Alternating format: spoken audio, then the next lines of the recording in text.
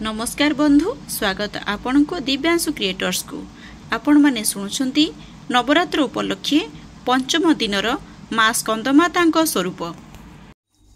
पंचम स्कंद स्कंदमाता सिंहासन गता नित्यं पद्माश्रित करदोया शुभदास्तु सदा देवी स्कंदमाता यशस्विनी। स्कंदमाता मंत्र ओम ह्रीं क्लीं स्वामिने नमः। परिचय माँ दुर्गांकर पंचम स्वरूप स्कंदमाता रूपरे विदिता। भगवान स्कंद कुमार कार्तिकेय नाम ख्यात अटंती। से भगवान स्कंदक माँ हेबा कारणरू दुर्गांकर एही पंचम स्वरूप को स्कंदमाता नाम जानती। एहांकर उपासना नवरात्रि पूजार पंचम दिन रे हुए। एही दिन साधकर मन विशुद्ध चक्र रे अवस्थित रुहे। एहांक वर्ण धला। से पद्म उपरे विराजमान करिसंती। एही कारणरू तांकु पद्मासना देवी कहती। एहांकर वाहन सिंह। नवरात्र पूजार पंचम दिन शास्त्र रे पुष्कल महत व्याख्या करा जायछि। एही चक्र रे निजर मन को अवस्थित कराउथिबा साधकर समस्त बाह्य क्रिया एवं चित्तवृत्ति को विलुप्त करा जायथाय। सप्तम अध्याय चंड एवं मुंडवध। ऋषि कहिले चंडमुंड आदि दैत्य माने प्राप्ति मात्रे अस्त्र शस्त्र रे सुसज्जित होई चतुरंगिणी सेना सहित गले। सेठारे पहुंची देखिले हिमालयर स्वर्ण शिखर रे सिंह उपरे देवी बसचंती आ धीरे धीरे हसुचंती। एही रूपरे देखि ताहांको धरिबा पई प्रयास करिबाकू लागिले। केतेक असुर धनुरे बाण चढ़ाइले, आउ केतेक खंडारे हाणिबा पई उद्यत हेले, आउ केतेक देवींक पाखरे पहुंची गले। सेतेबेले अंबिका देवींकर शत्रुमानक उपरे क्रोध आसीगला। तांकर क्रोध आसीबारु मुखमंडल कला होईगला। देवींक मस्तक कुंचित होई भ्रुकुटी वक्र हेला एवं भयंकर मुख संपन्ना कालिका देवी तरबारी एवं पाश धारण करी उद्भव हेले। से अद्भुत खट्वांग एवं नरमुंडमाला धारण करथिले। चिताबाघ चर्मर साड़ी परिधान करथिले। शरीरर मांस सुखिला देखा जाउथिला। अत्यंत भयंकर रूप धारण करथिले। मुख वाद्यन करथिले। लहल होइतिबा जिह्वा अत्यंत भयंकर थिला। कोटरगत चक्षु रक्तवर्णर थिला। ताहांक गर्जन रे समस्त दिग परिपूर्ण होइतिला। से अत्यंत क्षिप्र गति रे दैत्यसेना उपरे आक्रमण कले। बड़ बड़ असुर मानकु मारी खाइबाकू लागिले। से पार्श्व रक्षकंकु अंकुशधारी मानकु माहुंत तथा योद्धा मानकु घंटा सहित अनेक हस्ती मानकु गोटी हस्तरे धरी मुखकू पकाइबारे लागिले।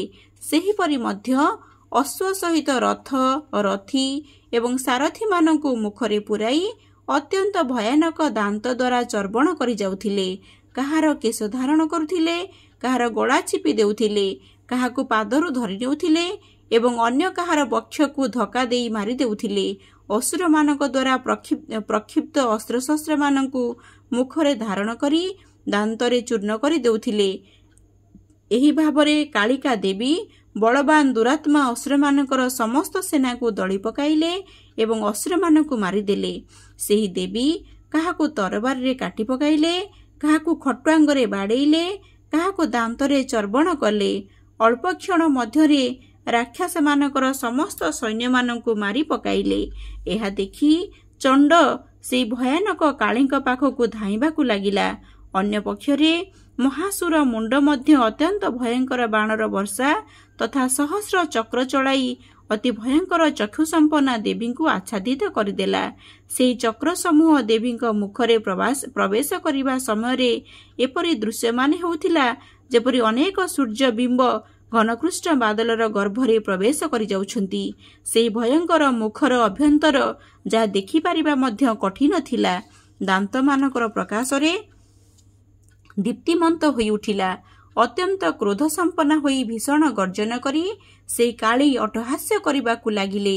हुंकार शब्दरे देवी महाअसी उत्तोलन करी चंड उपरकू डेई पड़िले एवं तार केश धारण करी से तरबार रे शिर काटिदेले।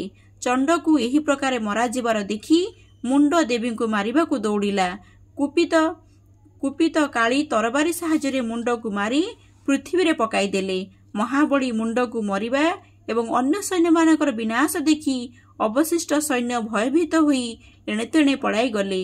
एहा परे କାଳୀଦେବୀ ଚଣ୍ଡମୁଣ୍ଡଙ୍କର ମସ୍ତକ ହସ୍ତରେ ଧାରଣ କରି ଅଟ୍ଟହାସ୍ୟ କରି ଚଣ୍ଡିକାଙ୍କ ନିକଟରେ ଉପନୀତ ହୋଇ କହିଲେ, ମୁଁ ଏହି ଯୁଦ୍ଧ ରୂପକ ଯଜ୍ଞରେ ଆପଣଙ୍କୁ ମହାପଶୁ ଚଣ୍ଡ ଓ ମୁଣ୍ଡର ମସ୍ତକ ଦୟ ଉପହାର ଦେଉଛି।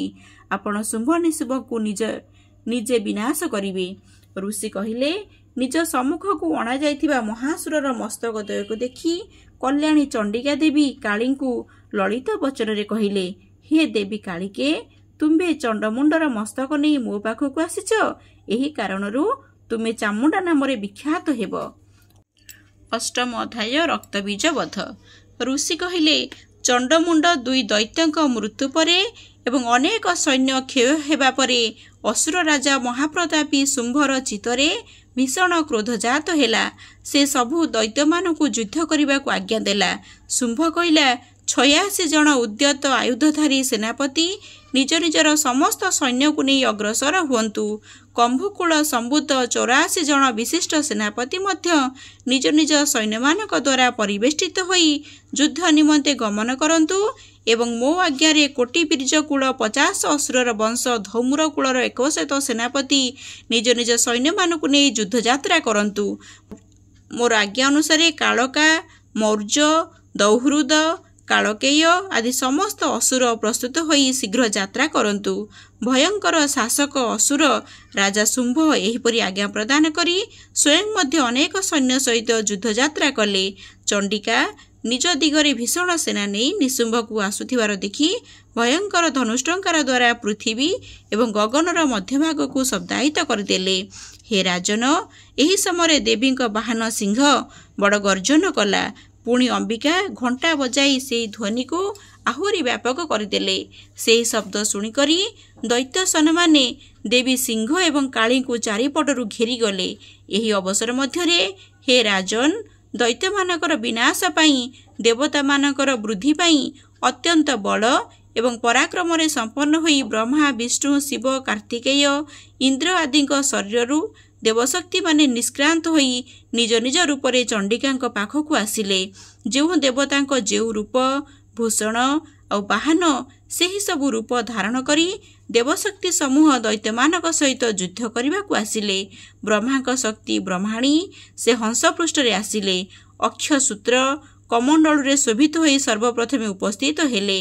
ମହେଶ୍ୱରଙ୍କ ଶକ୍ତି ବୃଷଭ ପୃଷ୍ଠରେ ବିରାଜମାନ କରି ସୁନ୍ଦର ତ୍ରିଶୂଳ ଧାରଣ କରି ମହାସର୍ପ ରୂପକ କଙ୍କଣ ଧାରଣ କରି ମସ୍ତକରେ ଚନ୍ଦ୍ରରେଖା ସୁଶୋଭିତ ହୋଇ ମାତେଶ୍ୱରୀ ଶକ୍ତି ରୂପରେ ଆସିଲେ। କାର୍ତ୍ତିକେୟଙ୍କର କୌମାରୀ ଶକ୍ତି ମୟୂର ପୃଷ୍ଠରେ ଗୁହ୍ୟ ରୂପିଣୀ ଅମ୍ବିକା ଦୈତ୍ୟମାନଙ୍କ ସହିତ ଯୁଦ୍ଧ କରିବାକୁ ଆସିଲେ। ସେହିପରି ବିଷ୍ଣୁଙ୍କ ଶକ୍ତି ଗରୁଡ଼, ରୁଢ଼ା ଶଙ୍ଖ, ଚକ୍ର, ଗଦା, ସାର୍ଙ୍ଗ, ଧନୁ ଏବଂ ଖଣ୍ଡା ହାତରେ ଧରି ବୈଷ୍ଣବୀ ଶକ୍ତି ଆସିଲେ। ଯଜ୍ଞ ବରାହ ରୂପୀ ବିଚିତ୍ର ରୂପ ଧାରଣ କରିଥିବା ବିଷ୍ଣୁଙ୍କର ବରାହୀ ଶକ୍ତି ପହଞ୍ଚିଲେ। ନୃସିଂହ ସମାନ ଶରୀର ଧାରଣ କରି ନରସିଂହ ଶକ୍ତି ରୂପା ଦେବୀ କେଶର କମ୍ପନରେ ନକ୍ଷତ୍ର ସମୂହକୁ ଇତସ୍ତତ କରି ସେଠାରେ ଉପସ୍ଥିତ ହେଲେ।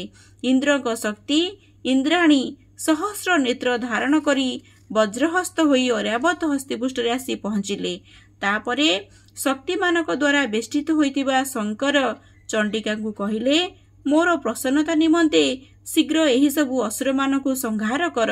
ତାପରେ ଦେବୀଙ୍କ ଶରୀରରୁ ଅତ୍ୟନ୍ତ ଭୟାନକ ଭୀଷଣା, ଅତିଗ୍ରା, ଅସଂଖ୍ୟ ଘୋରରବା, ଶୃଗାଳୀ ବେଷ୍ଟିତା ଚଣ୍ଡିକା ଶକ୍ତି ଆବିର୍ଭୂତା ହେଲେ। ସେହି ଅପରାଜିତା ଦେବୀ ଧୂମ୍ରବର୍ଣ୍ଣ ଜଟାଧରି ମହାଦେବଙ୍କୁ କହିଲେ, ଭଗବାନ, ଆପଣ ଶୁମ୍ଭ ଓ ନିଶୁମ୍ଭ ନିକଟକୁ ବାର୍ତ୍ତାବହ ରୂପେ ଗମନ କରନ୍ତୁ। ଅତ୍ୟନ୍ତ ଗର୍ବୀ ଶୁମ୍ଭ ଓ ନିଶୁମ୍ଭ ଦାନବଦ୍ୱୟଙ୍କୁ ଏବଂ ଯୁଦ୍ଧ ନିମନ୍ତେ ଆସୁଥିବା ଅନ୍ୟ ଦାନବମାନଙ୍କୁ କୁହନ୍ତୁ, ଯଦି ସେମାନେ ବଞ୍ଚି ରହିବାକୁ ଚାହାନ୍ତି ତାହେଲେ ଦେବରାଜ ଇନ୍ଦ୍ର ତ୍ରୈଲୋକ୍ୟର ଅଧିପତି ହୁଅନ୍ତୁ। ଅନ୍ୟ ଦେବଗଣ ଯଜ୍ଞାହୁତି ପାଆନ୍ତୁ ଏବଂ ତୁମେମାନେ ପାତାଳପୁରକୁ ଚାଲିଯାଅ। ଏକଥା ଶୁଣି ଯଦି ବଳ ଓ ଗର୍ବରେ ଯୁଦ୍ଧ କରିବାକୁ ଇଚ୍ଛା କରୁଅଛ ତାହେଲେ ଆସ। ମୋର ଶିବା ଓ ଯୋଗିନୀଗଣ ସବୁ ତୁମମାନଙ୍କର ସଦ୍ୟ ମାଂସ ଭକ୍ଷଣ କରି ତୃପ୍ତି ଲାଭ କରିବେ। ଦେବୀ ନିଜେ ଶିବଙ୍କୁ ଏହି କାର୍ଯ୍ୟରେ ଦୂତ ରୂପରେ ନିଯୁକ୍ତି କରିଥିବାରୁ ଏହି ଜଗତରେ ଶିବଦୂତୀ ନାମରେ ପ୍ରସିଦ୍ଧ ହେଲେ। ତାପରେ से महासुर गण शिवंक तथा शिवदूती देवींकर वाक्य सबु शुणी क्रोधान्वित होई जेउठारे देवी कात्यायनी अवस्थान स्थल को गले। क्रोधान्वित होई देवशत्रु माने प्रथमे बाण शक्ति रुष्टि आदि आयुध वर्षा हेला परि पकाइले। देवी धनुष्टंकार करी तीक्ष्ण बाण द्वारा असुरଙ୍କ शूल शक्ति परशु आदि काटी पकाइले। पुणी काली शत्रु मानकर पाखकु जाई शूल द्वारा विदीर्ण करी खटुआंग द्वारा दलन करी विचरण करबाकू लागिले। इतस्तत पलायनरत दैत्य मानक उपरे ब्रह्माणी कमंडलुरे थिबा जल निक्षेप करबा द्वारा से दैत्य सेना मानकर बल तेज सबु नष्ट होईगला। माहेश्वरी शक्ति त्रिशूल द्वारा वैष्णवी शक्ति चक्र द्वारा एवं कौमारी शक्ति शक्ति नामक अस्त्र द्वारा ए दैत्य सैन्य मानकर क्षय करबा आरंभ करदेले। ऐन्द्री शक्ति वज्र पकेबा द्वारा शत शत दैत्य दानव छिन्न भिन्न होई रक्तधारा प्रभावित करी भूतल पतित हेले। बाराही शक्तिमुख प्रखारे किछि सैन्य को एवं दैत्य मानकर बक्षस्थल को निजर दंताग्र विदीर्ण करि पकाइले। एही प्रकार रे अत्यंत क्रुद्ध होई विभिन्न उपाय द्वारा बड़ बड़ दैत्य मानक मारुथिबा मातृगण को देखि देवशत्रु मानकर सैन्य माने पळै जिबाकू उद्यत हेले। सेही दैत्य मानकू मातृगण ठारू पीड़िता होई पळै जिबा देखि क्रुद्ध महाअसुर रक्तबीर्ज युद्ध करिबा पई आसिला। रक्तबीर्जर वज्रमय शरीररू गोटे रक्तबिंदु पृथ्वी रे पड़िले। ताहारी भली बलवान अन्य एक असुर उत्पन्न हो जाउथिला। से महासुर आसी इंद्रशक्ति सहित युद्ध करिला। ऐन्द्री शक्ति निजर वज्र द्वारा रक्तबीर्ज को आघात करिबारु अनेक योद्धा उत्पन्न होइगले, जहांको पराक्रम रक्तबीर्ज सदृश थिला। जेते रक्तबिंदु रक्तबीर्ज ठारू पड़ुथिला सेतिके ताहा भली बलबीर्ज पराक्रमी पुरुष उत्पन्न होथिला। सेही रक्तरू बाहरिथिबा पुरुष अत्यंत भयानक अस्त्रशस्त्र रे सुसज्जित होई मातृगणक सहित युद्ध करबाकू लागिले। पुणी ऐन्द्री वज्र द्वारा तांकर शिर क्षत विक्षत करदेले। रुधिर बहिबाकू लागिला। हजार हजार पुरुष एही रक्तरू उत्पन्न हेले। वैष्णव शक्ति चक्र द्वारा तांको मारिले। ऐन्द्री गदा साहाय्य असुर राजंकु क्षत विक्षत कले। वैष्णविक चक्र द्वारा क्षत हेबारु ताहार शरीररू प्रबल रक्तस्राव बाहरिबा द्वारा हजार हजार महाअसुर उत्पन्न हेले, जहा द्वारा संपूर्ण जगत असुरमय होइगला। शक्ति द्वारा बाराही खंडा द्वारा माहेश्वरी महाअसुर रक्तबीर्ज को त्रिशूल द्वारा आघात कले। एही दैत्य निजर गदा द्वारा सबु मातृगण मानकु मारिला। एही समय रक्तबीर्जर बड़ क्रोध आसिला। शक्तिशूल आदि आयुध द्वारा अनेक बार क्षत विक्षत हेबा फलरे ताहा शरीररू रक्तधारा पृथ्वी उपरे पड़िबा द्वारा शह शह असुर उत्पन्न होई सारिथिले। दैत्यर रक्तरू बाहरुथिबा असुर मानक द्वारा सारा जगत परिपूर्ण होइगला। देवता मानकु भयभीत और दुखित देखि करी चंडिका देवी काली को कहिले, चामुंडे निजर मुख तुमी अधिक विस्तार करी उन्मुक्त कर। मोर शस्त्र द्वारा बाहरुथिबा रक्तबिंदु एवं बिंदु मानकुर बाहरुथिबा महादैत्य मानकु निजर गतिशील मुख द्वारा भक्षण कर एवं युद्धभूमि रे रुधिरोत्पन्न एही महादैत्य मानकर भक्षण करिबा पई बुल। एही प्रकार कही चंडिका देवी रक्तबीर्ज उपरकू त्रिशूल मारिले। काली रक्तबीर्जर रुधिर पृथ्वी उपरे पड़िबा पूर्वरु मुखरे नहीं गले। एही दैत्य चंडिका को गदा द्वारा आघात कला, किंतु चंडिका किछि कष्ट हेला नहीं। रक्तबीर्जर क्षत विक्षत शरीररू बहु रक्त बाहरिबाकू लागिला। ताहाकू चामुंडा मुखरे पान कले। रक्तपात द्वारा जो दैत्य सब उत्पन्न होइथिले चामुंडा सेमानकु मध्य खाइबाकू लागिले। एहीपरि चामुंडा सब दैत्य मानकु खाइगले और रक्तबीर्जर रुधिर पी देले। देवी शूल वज्र खड्ग आदि आयुधहीन होई पड़िथिबा से महासुर रक्तबीर्ज को मारिदेले। शस्त्र मानक द्वारा आहत होई से पृथ्वी रे पड़ीगला। हे राजन, रुधिर को चामुंडा पीथिले। एहांकर मृत्यु हेबा परे देवता माने अति प्रसन्न हेले। मातृगण रुधिर पान करी अति आनंद रे नृत्य करिबाकू लागिले।